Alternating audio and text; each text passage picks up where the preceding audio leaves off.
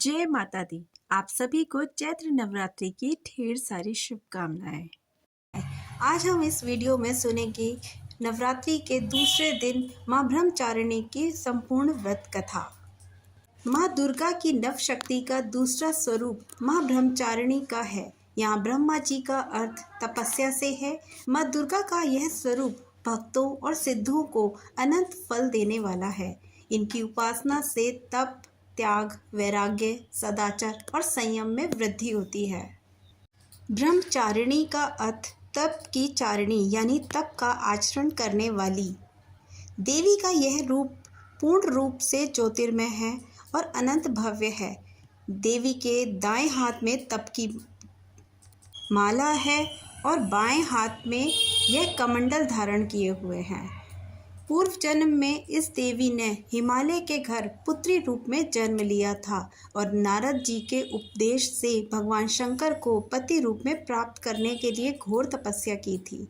इस कठिन तपस्या के कारण इन्हें तत्क्षारिणी अर्थात ब्रह्मचारिणी नाम से अभिहित किया गया है।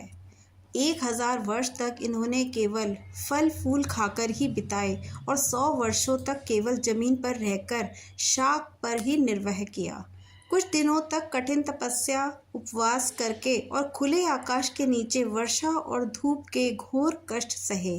3000 वर्षों तक टूटे हुए बिल्व पत्र खाए और भगवान शंकर की आराधना करती रहीं। इसके बाद तो उन्होंने सूखे बिल्व पत्र खाना भी छोड़ दिया। कई हजार वर्षों तक निर्जल और निराहार रहकर तपस्या करती रहीं। पत्तों को खाना छोड़ने के कारण ही इनका नाम अपर्णा पड़ गया। कठिन तपस्या के कारण देवी का शरीर एकदम क्षीण हो गया। देवता, ऋषि, सिद्धगण, मुनि सभी ने ब्रह्मचारिणी की तपस्या को अभूतपूर्व पुण्य कृत्य बताया, सराहना की और कहा कि हे देवी, आज तक किसी ने इस तरह की कठोर तपस्या नहीं की। यह तुम्ही से ही संभव थी। तुम्हारी मनोकामना पूर्ण होगी और भगवान चंद्रमौली शिवजी तुम्हें पति रूप में प्राप्त होंगे। तुम तपस्या छोड़कर घर लौट जाओ। जल्द ही तुम्हारे पिता तुम्हें बुलाने आ रहे हैं।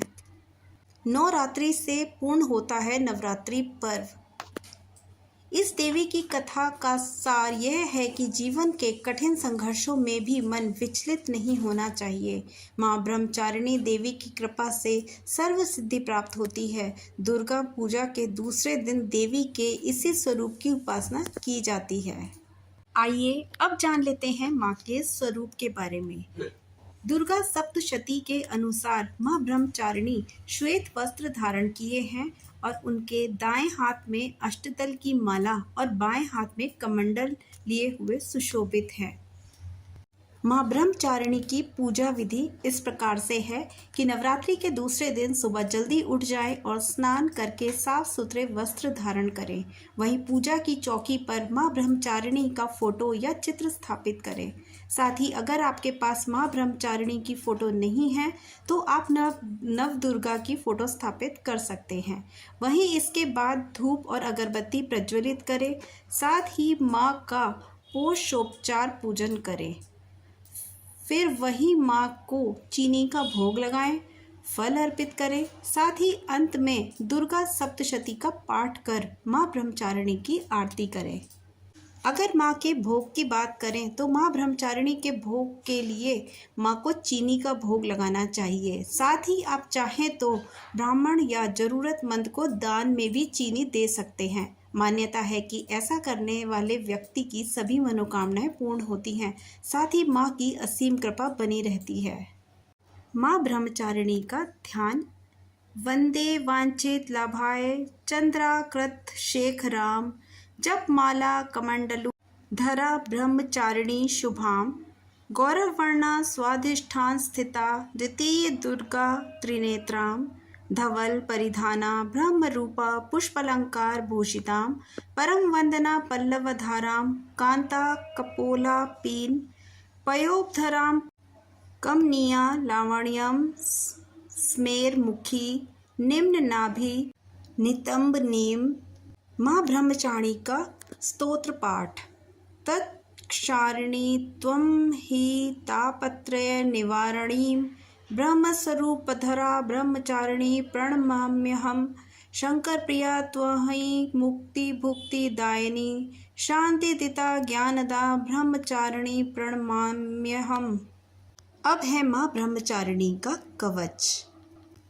त्रिपुरा में हृदयं पाठु ललाटे पातु शंकर भामिनी। अर्पण सदा पात्रु नेत्रो अर्घरी च कपोलो।